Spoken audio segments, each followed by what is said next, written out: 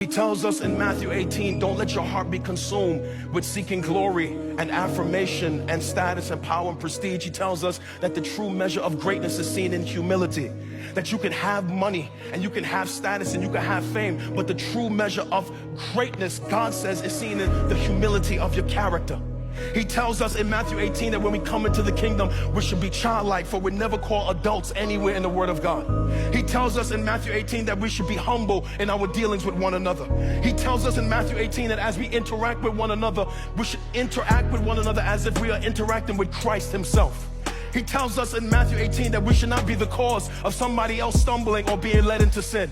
He tells us in Matthew 18 that when we see sin patterns in our life that are destructive, that we should protect ourselves and protect others by cutting out those sinful patterns in our life. He tells us in Matthew 18 that we should not despise other brothers and sisters, that we should see the worth and value in other brothers and sisters, even if we don't have an affinity for them.